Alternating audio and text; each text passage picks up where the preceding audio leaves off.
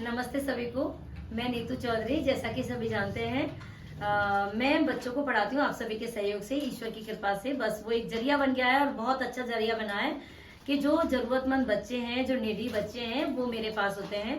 और जैसा कि आप जानते हैं 4-5 जगह क्लासेस चलते हैं, बट अभी मैं जहाँ बैठी हूँ अभी मेरे पास नेहरू नगर नासिरपुर फाटक के बच्चे हैं और अभी थोड़े बच्चे आए हैं वैसे, और कुछ बच्चे जा चुके हैं और कुछ अभी आए नहीं हैं। तो अभी मुझे कुछ बात करनी थी आपसे शेयर करनी थी, तो मैंने सोचा एक बार बच्चों के सामने ही कुछ चीजें शेयर की जाए, क्योंकि अभी बच्चों ने मुझे कुछ कहा तो मुझे लगा कि मैं भी आपसे वो आगे बात को फॉरवर्ड कर दूं। तो मैं चाहती हूँ कि मैं अपने बारे में भी थोड़ा सा बताऊं, आप थोड़ा सा सुने मेरे बारे में कि ये चीज की स्टार्टिंग कैसे हुई। कि कुछ लोग पूछते हैं कि मैडम बच्चों को पढ़ाने से फायदा क्या है, क्यों पढ़ाती हो, क्या क्या चाहती हो इनसे, मतलब क्या चाहिए आपको, मतलब क्या लालच है या क्या मोह है। सबको कुछ न कुछ काम करने के पीछे लालच होता है। सपोज दैट आज मेरी कोई हेल्प करे तो मुझे पता है कि वो छोटी सी हेल्प करेगा, लेकिन मुझसे मेरा कहीं ना कहीं बहुत बड़ा नुकसान कर सकता है। मुझे पता है इन बच्चों के लिए जो हेल्प करेगा वो निस्वार्थ करेगा, मगर स्पेशली अगर मेरे लिए कोई हेल्प कर रहा है, जो मैंने अपनी जिंदगी में एक्सपीरियंस किया है वो ये है कि मेरा बहुत बड़ा नुकसान कर देगा। इसलिए मुझे मेरे लिए कभी हेल्प की जरूरत मतलब महसूस ही नहीं होती, और ना ही मुझे ऐसा लगता है कि ईश्वर मुझे ऐसा बनाए रखे कि मेरी जरूरतें मैं खुद पूरी करती रहूं। मुझे किसी के आगे ये ना सोचना पड़े कि मुझे इसकी हेल्प की जरूरत है। मगर ऐसा लगता है कि मुझे अपने लिए जरूरत नहीं है, बट कहीं ना कहीं जो हम काम कर रहे होते हैं वहां हमें जरूर हेल्प की जरूरत होती है, क्योंकि मैं उतना ही काम कर सकती हूँ जितनी मेरी कैपेसिटी है। मैं जितना कमाती हूँ, कमाती क्या हूँ, मेरा कोई बिजनेस नहीं है, मेरा कोई कुछ नहीं है। मेरे किराए के मकान में मैं रहती हूँ, किराए का मैंने सेंटर खोल रखा है, लेकिन उसके बावजूद हो सकता है ईश्वर ने मुझे दिल बहुत बड़ा दे दिया है कि मैं जितना भी इनकम होता है मेरा महीने में, सपोज दैट मेरा महीने में हुआ 40,000 हुआ, 50,000 हुआ, 60,000 हुआ, इससे ज्यादा तो होगा नहीं, 60-65 तक पहुंच जाता है योगा क्लासेस से। जैसे कि हॉस्पिटल में क्लासेस होती हैं, स्कूलों में क्लासेस होती हैं, या 1-2 होम क्लासेस भी होती है, दूसरा मेरा सेंटर की क्लासेस होती है। इससे मेरे बच्चे भी हैं 2, जैसा कि सब जानते हैं, रिद्धि सिद्धि है। जो बच्चे मेरे पास नहीं है, बाहर पढ़ते हैं, एक पतंजलि में पढ़ती है, एक दिल्ली में पढ़ती है। अब उन बच्चों की फीस ऑलरेडी जाती है और अच्छी खासी जाती है, जो कि मेरा आधा से ज्यादा इनकम उन बच्चों के लिए चली जाती है। आधा तो चली जाती है, मतलब आधी मेरी उन बच्चों के लिए चली जाती है, आधी से आधी में मैं अपना जो किराया वगैरह जाता है वो चला जाता है, और आधी जो जाती है 1/4 कह सकती हूँ मैंने, वो मेरी निस्वार्थ, मैं नहीं कह रही हूँ कि इन बच्चों के लिए कहाँ कहाँ खर्च होती है मुझे खुद नहीं मालूम। इन बच्चों के लिए भी होती है। ऐसे ही बच्चे 4-5 जगह पढ़ते हैं, टोटली बच्चे जो अगर मेरे पास जिन जिन का रजिस्ट्रेशन है वो 250 के आसपास हैं। लेकिन होता है ना कि वही बच्चे आपके पास आएंगे जो कंटिन्यू आपके साथ पढ़ना चाहते हैं।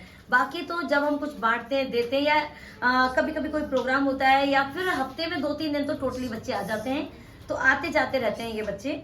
लेकिन क्या होता है कि मेरा जो आज वीडियो बनाने का पर्पज है वो ये है कि मैं अपने बारे में थोड़ा सा बताऊं आपको, और उसके बाद समझ में आए कि कुछ लोग ये बोलते हैं कि इन बच्चों पे काम करके आपको क्या मिलेगा, कितना आप सुधार दोगे, कितना IAS PCS बना दोगे, कितना आप इनको टीचर, प्रोफेसर, डॉक्टर क्या बना सकते हो।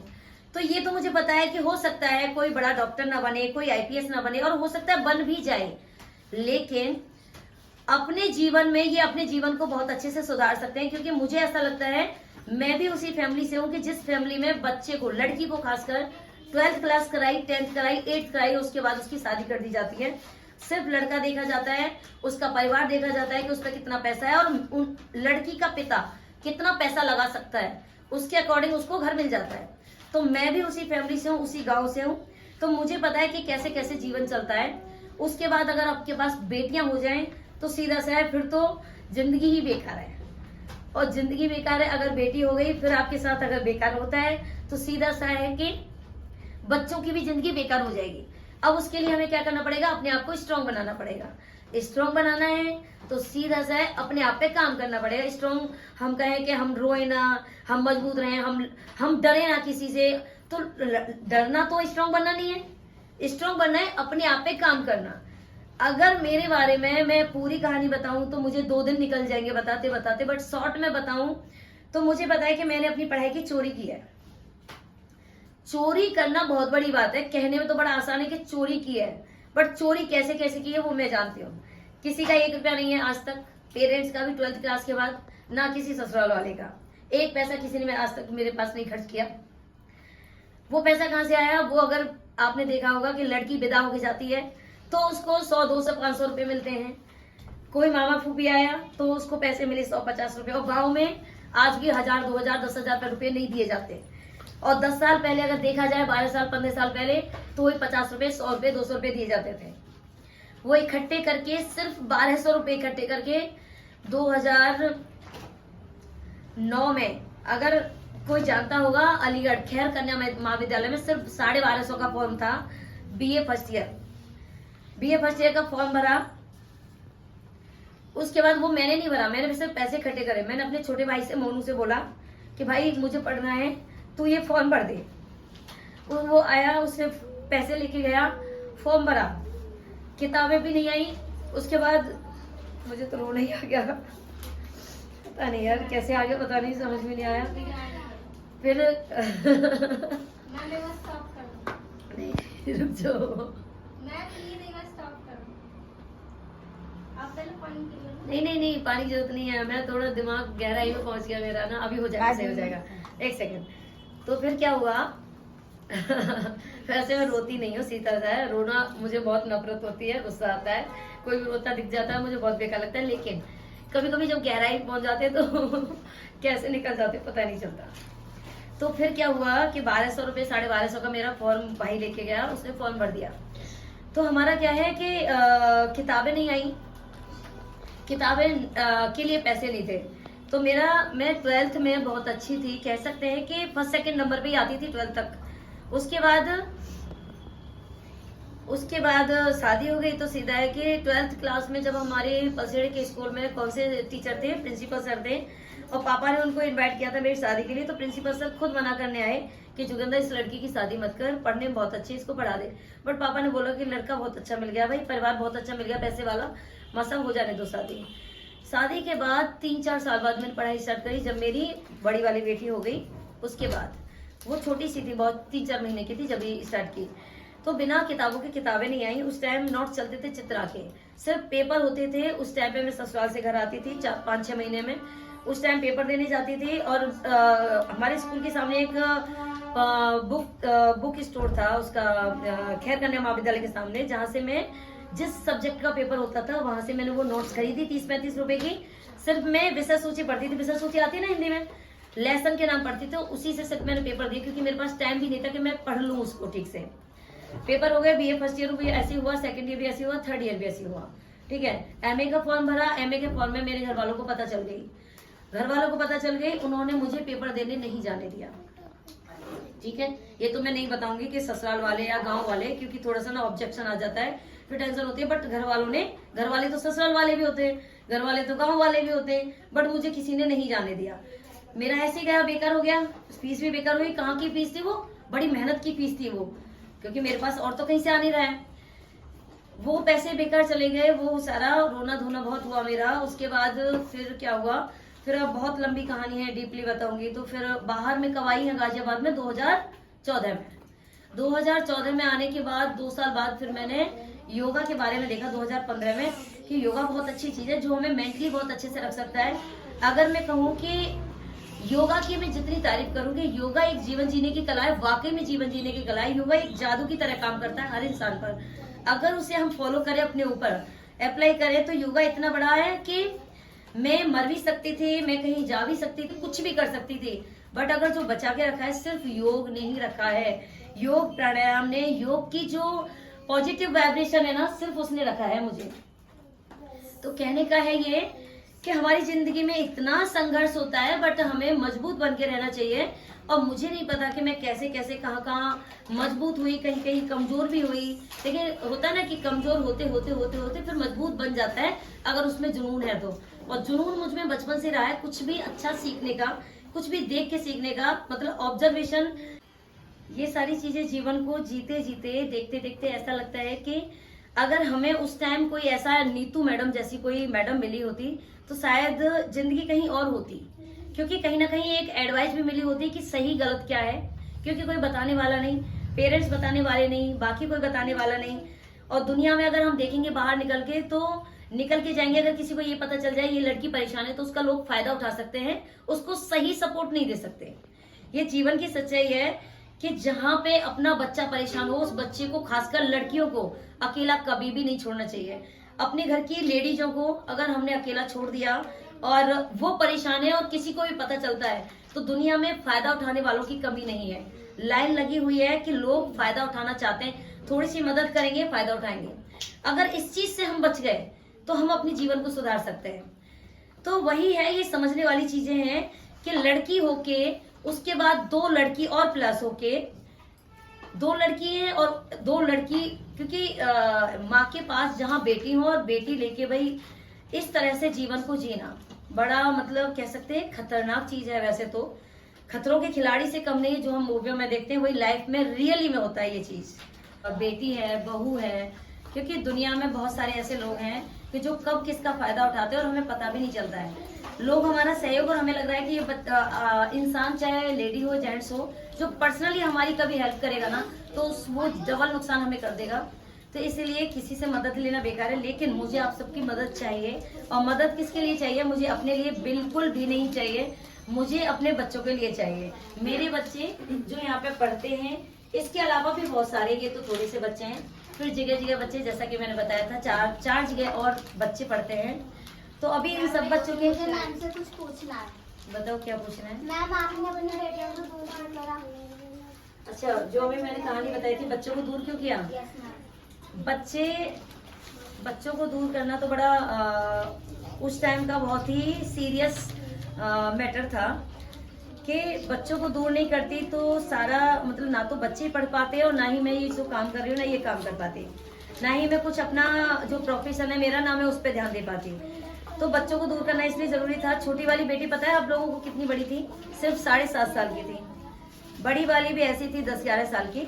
जब उनको वहां पे भेजा, क्योंकि वो भी अच्छे से पढ़ाई कर सके और मैं भी अपने आप पे थोड़ा काम कर सकूं, मैं अपनी इनकम सोर्स पे ध्यान दे सकूं, क्योंकि बच्चों की फीस जाएगी, यहाँ पे बच्चे पढ़ेंगे तो मैं उन पे भी ध्यान नहीं दे पाऊंगी। तो ये तो बहुत बड़ा त्याग करना ही जरूरी था, क्योंकि अगर ये नहीं हुआ होता तो आज ना तो बच्चे ठीक से पढ़ रहे होते, ना मैं ठीक से होती। सिर्फ ये रीजन था, समझ पाए कुछ? मतलब बच्चों को भेजने का रीजन था कि बच्चों पे भी काम करना है, मुझे खुद पे भी काम करना है, बच्चों को भी अच्छा बनाना है, मुझे खुद को भी अच्छा बनाना है और अपने हर एक काम को अच्छा बनाना है। सिर्फ ये था। हाँ मैम, ये जो आप इतने सारे ट्रॉफी, मोमेंटो, मेडल्स ये सब आपके हैं या किसी और के? आपको क्या लगता है? मैम हमें तो नहीं, हमें क्या लगता है? तुम्हें नहीं लगता कि ये अगर ऑफिस में रखे हैं तो किसके होंगे? आपके होने थे। मेरे ही हैं। तो ये तो सिर्फ आधे हैं, आधे इससे ज्यादा घर पे रखे हुए हैं। तो ये सारा ये बहुत बड़ी मतलब कह सकते हैं एक अपना अचीवमेंट होता है लाइफ का ना, कि हम जब मेहनत कर रहे होते हैं तो मेहनत कितनी हम कर रहे हैं, मेहनत है इतनी जो हमें कुछ मिल सके, है ना। तो लगता है ना कि हाँ वाकई में जिंदगी में मेहनत की है। आप लोग यकीन नहीं करोगे, रात के 2-2 बजे तक मैंने पढ़ाई की है। रात के 2-2 बजे तक मैंने प्रैक्टिस की। योगा के 3-3 भी बज जाते थे। जिस दिन कंपटीशन होता था रात के सुबह के 3 बज जाते थे, जब तक मैं योगा की प्रैक्टिस कर रही हूँ। अगर मैं लाइट भी ना जलाऊं ना, लाइट जला के क्या होता है, घर वाले डिस्टर्ब होते हैं, डांट भी खानी पड़ती है। कहीं और बार ऐसा हुआ तो सिर्फ मोबाइल की टॉर्च से, मोबाइल की टॉर्च जलाई, उससे अपनी पढ़ाई की। आप सोचो, तो आपके साथ भी होती है ये समस्या जो मैंने बताई है? थोड़ी थोड़ी होती है। मैम आप खाना क्यों नहीं खाते? खाने के बारे में तुम्हें कैसे पता कि खाना नहीं खाती? मैम हमने देखा है, बहुत जगह सुना है। हमने देखा है। क्योंकि मैं ज्यादातर सेंटर में मतलब हफ्ते में 1 दिन के लिए मैं घर जाती हूँ। कपड़े इकट्ठे हो जाते, कपड़े धोने, या फिर 1-2 दिन चली जाती हूँ साफ सफाई करने के लिए, और यहीं पर मेरा सिर्फ नाश्ता पानी हो जाता है। भूख लगती है तो दलिया या खिचड़ी बना लिया, या चाय नाश्ता जो भी है, टमाटर खीरा, एक आध कभी केला खा लिया, सिर्फ ऐसे काम चल जाता है। खाना बनाने का ना तो टाइम है। पूछ रहे ना खाना क्यों नहीं बनाती हूँ? अगर खाना बनाऊंगी टाइम लगेगा ना बनाने में, और एक व्यक्ति के लिए कितना खाना बनाओगे? ज्यादा बनेगा, चलो ज्यादा बन जाएगा, वो तो मैं किसी के बच्चों के साथ शेयर कर लूंगी, लेकिन टाइम तो लगेगा ना, और उसमें एक्स्ट्रा फालतू का वो भी खर्चा भी हो जाएगा। तो इससे सबसे बेस्ट क्या है, कम खर्चे का काम क्या है बताओ? दलिया खिचड़ी। दलिया खिचड़ी है ना, ये खर्चा भी कम पड़ता है, टाइम भी कम लगता है, और फटाफट पेट भी बढ़ जाता है और नुकसान भी नहीं करता है। तो प्रॉपर अगर पूछा जाए ना खाना कब कब खाती हूँ मैं, या तो गाँव जाती हूँ जब प्रॉपर खाना मिलता है, दाल सब्जी रोटी जो भी छाछ वगैरह जो मिलती है, या फिर कहीं जैसे कि जैसे अभी कल दावत में, कल तो खाया था हमने 3-4 दिन बाद पहले खाया था। तो एक दावत थी उसमें खाया, तो उसमें हो गया। कभी कहीं चली जाऊं किसी रिश्तेदारी में तो मैंने खा लिया। सोचो 1-1 महीना भी मुझे हो जाता है कि प्रॉपर खाना ना खाए। लगता है आपको ऐसा?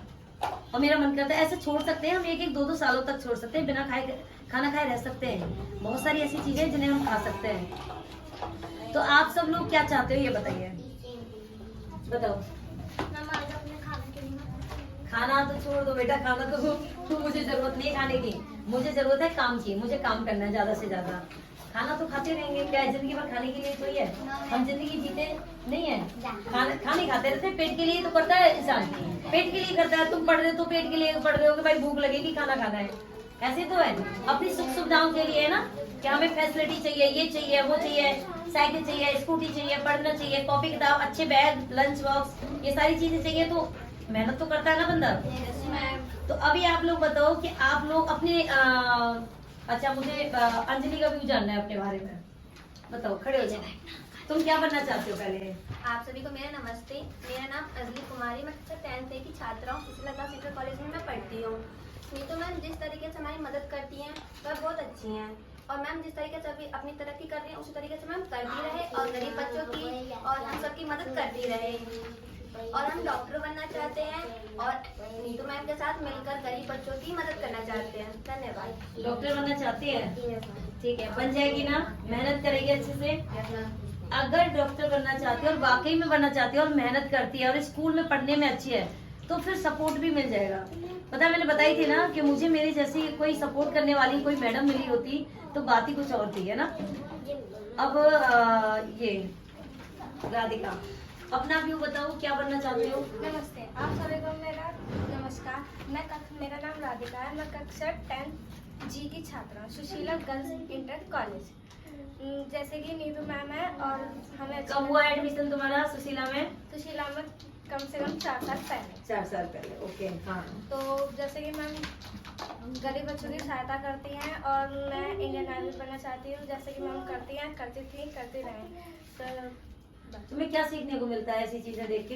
कुछ बदलाव आया जीवन में? हाँ, क्या लगता है क्या बदलाव आया? कि हमारे पास कॉपी नहीं थी, कॉपी मिल गई, बुक्स नहीं थी, बुक्स मिल गई, और बैग भी नहीं थे, बैग भी मिल गए। ओके, तो इस मैम आपके लिए कर रही हैं बहुत कुछ। हाँ, तो चाहते हो आगे भी अच्छे से करें हम, है ना? तो और क्या चीजों की जरूरत है तुम्हें? और मतलब हम इंडियन आर्मी बनना चाहते हैं। और अभी क्या जरूरत है, जो अभी की जरूरत है, क्या क्या अभी चाहिए? हमें बॉटल, लंच और बैग। ये तीनों चीज चाहिए? ये तीनों चीज नहीं है? वैसे सारे बच्चों को चाहिए या किसी इसको चाहिए? हम सारे बच्चों को। पक्का? Yes ma'am. तो सबके पास नहीं है? No ma'am. कैसी भी नहीं है? बोतल ऐसी तो है ही ना जो हाँ मैम, जो पेप्सी वाली? अच्छा, ये वाली तो है, कोल्ड ड्रिंक जो पीते हैं वो वाली तो है। हाँ मैम। बट ये है कि लंच बॉक्स की स्थिति आप देखोगे तो बहुत जो आप रिटायर कर देते हैं वो वाले हैं। अगर आप कैसे भी होंगे तो भी बहुत अच्छे होते हैं। और जैसा कि मैंने बताया था, जरूरी नहीं है, कुछ बैग हमारे घर में ऐसे यूज के होते हैं कि जो हमारे बच्चे चेंज कर देते हैं, बट वो किसी और के काम बहुत अच्छे से आ सकते हैं। तो हम ऐसी चीजों को भी बच्चों को यूज दे, मतलब यूज आ सकती है, वो काम में आ सकते हैं। और रुचि के बारे में बताऊंगी। रुचि अभी इंग्राम में एडमिशन हुआ उसका लास्ट ईयर। और रुचि बताओ, तुम कितने दिन से आ रहे हो, मतलब कितने दिन से मैं तुम्हारे साथ हूँ? मतलब 5 साल से मैं मैम के साथ हूँ। नहीं, 5 साल तो नहीं हुई है, 5 साल। मतलब हाँ 4 साल के आसपास मान लो, 4 साल के आसपास। हाँ, उसे याद नहीं ठीक से। हाँ ठीक है। फिर कुछ बदलाव आया? यस वैसे मैं इसको डांटती रहती हूँ, पर क्या बदलाव लगता है तुझे? सही डांटती हूँ ना? मैम। अच्छा, क्या बदलाव लगता है? मतलब पहले मैं पढ़ती नहीं थी, तब से मैम आई है, तब से मुझे पढ़ने में बहुत ज़्यादा ध्यान है और मैं इंडियन आर्मी बनना चाहती हूँ। ओके, जो मैम कर रही है वो मुझे बहुत अच्छा लगता है। मैम ने आपके लिए क्या क्या किया है? बहुत कुछ किया है। अभी साइकिल की, मतलब साइकिल के लिए अभी मैम बात कर रही है, तो अभी साइकिल। और अब तक और क्या क्या? वो क्यों निकाल दिया बेटा? हाँ। और क्या क्या किया? आपकी coaching? Yes ma'am, computer class भी लगा दिया और इंग्लिश क्लास रोज डेली जाती हूँ। वो मैम नहीं लगवाई है? यस। और मानवी बताओ, क्या चाहते हो? कि मैम जो कर रही है वो करती रहे। नहीं, तुम क्या चाहते हो, क्या बनना चाहते हो, या क्या चाहते हो मैं तुम्हारे लिए क्या करूं, या कोई भी व्यक्ति तुम्हारी क्या मदद करे? मैं टीचर बनना चाहती हूँ। और मैम जैसे कि आप देख रहे हो, मैम सभी गरीब बच्चों की वो जो सड़क पे पैसे मांगते हैं वो करते हैं, मैम उनकी सहायता करती हैं। और मैम अगली साल एक स्कूल भी खोलेंगी। और आप देखो मैम अब हम दोनों मैम साइकिल की भी व्यवस्था कर रही हैं। तो मैम यानी कि मैम आपके लिए मांग मांग के साइकिल भी मतलब सारी चीजों की व्यवस्था कर रही है। सारी चीज तो मेरे पास नहीं हो सकती ना, समझ रहे हो ना, तो मुझे भी मदद की जरूरत होगी ना, होगी। तो वही चाहिए, सबसे चाहिए। तो आप क्या चाहते हो कि हमारा सब मदद करें? यस मैम आप ओके। तो वही है कि बच्चे होता है ना कि आज तो मैंने बच्चों के साथ बैठ के वीडियो बना ली, बट बच्चों को हेजिटेशन होती है कहीं ना कहीं। बच्चे अगर वीडियो खत्म हो जाएगी तो जरूर कह देंगे मैम हमें ये बोलना था, ये बोलना था, ये बताना था, बट अभी उनको नहीं समझ में आता है। तो सीधा सा है, बट कोई बात नहीं है। मेरा कहना यही है कि जीवन में बहुत संघर्ष है, खासकर हमें लड़कियों का, महिलाओं का जरूर ईमानदारी के साथ साथ देना चाहिए। अगर वो महिला, अगर वो लड़की अच्छी है तो पढ़ाने में भी, उसकी जिंदगी को अच्छा बनाने में भी, क्योंकि हम मिडिल क्लास फैमिली हो या हायर क्लास फैमिली हो, वो अच्छे से अपना जीवन जीती है, और मिडिल क्लास तो फिर भी जी लेते हैं, लेकिन लोअर क्लास है उसके लिए बड़ी दिक्कतें आती हैं। क्योंकि जैसा कि मैंने बताया, हर कोई यहाँ पर इस तरह से है कि बस ना तो किसी पे भरोसा कर सकते हैं ना कुछ कर सकते हैं। लड़कियों के लिए भी वही सारी चीजें हैं कि लड़कियां बड़ी जल्दी बहकाने में आ जाती हैं, महिलाएं बड़ी जल्दी ऐसा लगता है कि सपोर्ट मिल गई तो यही मेरी सब कुछ है या यही मेरा सब कुछ है, बट ऐसा जीवन में होता नहीं है। हमें इसीलिए सतर्क रहना बहुत जरूरी है, और हम जिस पर भी विश्वास करें बड़ा सोच समझ के करना चाहिए, उसको देख के समझ रहे हो ना आप लोग। अगर हम किसी पे भरोसा कर रहे हैं, या फिर कोई महिला हो, मैडम हो, दीदी हो, आंटी हो, चाचा हो, ताऊ हो, कोई भी हो, तो उस पर कैसे भरोसा करना है? भाई हो, दोस्त हो, तो कैसे भरोसा करना है? कम से कम उसे समझें कि ये भरोसा मतलब हमारे साथ बैठने लायक है या नहीं, तब तो उससे हम शेयर कर सकते हैं बातें, तब तो वो हमारे साथ बैठ सकता है, बैठ सकती है, तब तो वो हमारे साथ जा सकता है, जा सकती है। अदरवाइज सबसे दूरी, सिर्फ जो अच्छे लोग हैं उनसे हमें संपर्क रहना चाहिए, क्योंकि हमें अच्छा बनना है या खराब बनना है? अच्छा। संगति सबसे बड़ी चीज है हमारी लाइफ की। क्या है संगति? सबसे बड़ी चीज क्यों है लाइफ की, बताओ जरा। क्योंकि मैम संगति चाहिए। अगर अच्छा संगत वाला रहेगा तो हम अच्छे बनेंगे, अगर बुरा संगत वाला रहेगा तो हम बुरे बनेंगे। तो संगति अच्छी ही रहनी चाहिए। अगर संगति आपकी खराब लोगों की है ना, गाली गलौज करने वालों की, बिहेवियर गंदा है, बोलने में भी अच्छे नहीं है, और दूसरों की चुगली कर रहे हैं, पढ़ने भी नहीं रहे हैं, मारा झापटी कर रहे हैं, तो उनकी संगति करोगे तो कैसे बन जाओगे? वैसे ही बन जाओगे। अगर आप अच्छे बच्चों के बीच में बैठोगे, जैसे कि बच्चे बहुत पढ़ने में अच्छे हैं, कोचिंग जा रहे हैं, जैसे रुचि कोचिंग जा रही है, इसको सारे अच्छे अच्छे बच्चे मिल रहे होंगे, बट उनसे दोस्ती करेगी तो क्या होगा?